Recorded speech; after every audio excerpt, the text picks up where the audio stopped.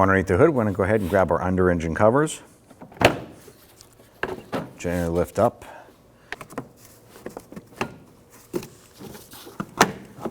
And pop our trim pieces up and off.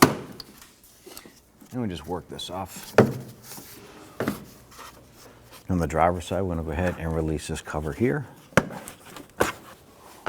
Right on the back side of the engine, I'm going to go ahead and use our Allen wrench on our, or Allen on our ratchet. Go ahead and loosen this here. Now this is a number 6 Allen. Once that's loose, we should be able to spin that out by hand.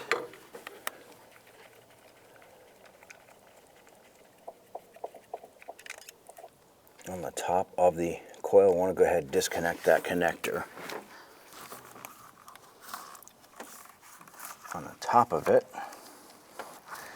should be a little tab on the left-hand side. Grab with your thumb, you can pinch it and disconnect. If you're not able to grab it, you can use a pair of pliers.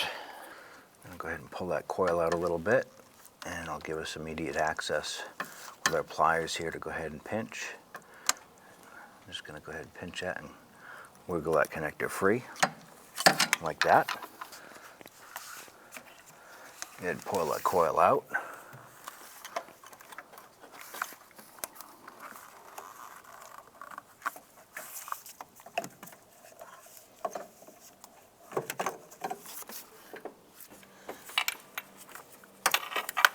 Drop our spark plug socket down inside with a swivel and our short extension.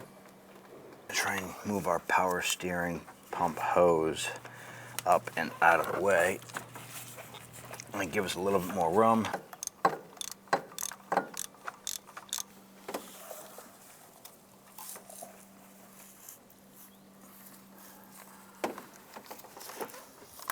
Now using your spark plug socket tool with that little rubber insert, you can go ahead and place the new spark plug into the socket. Go ahead and lower this down into place. I'm going to get that threaded in by hand as far as you can. Now if you have the ability to do so, you want to go ahead and torque these down to 13 foot-pounds. We're just going to snug these down.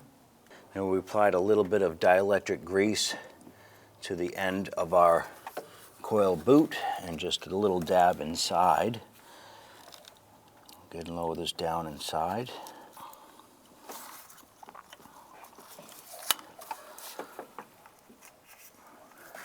Let's go ahead and get our Allen bolt lined up here. And get that threaded on. Let's go ahead and snug this down. I just want to snug this down into place. Once that's all set, go ahead and grab your connector. I'm going to line up that connector, press it down. You feel it snap into place. I'm going to go ahead and reposition our power steering pump hose. Now you want to go ahead and repeat for the other 5 cylinders. Let's go ahead and install our rear trim panel here.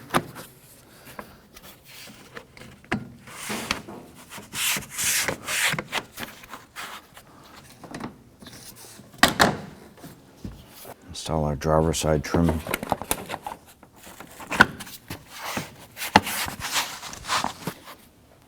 On your original cover here, you probably had a plastic clip right here. Ours may have had one at one time, but it was missing when we got the car. Line up our plastic pins.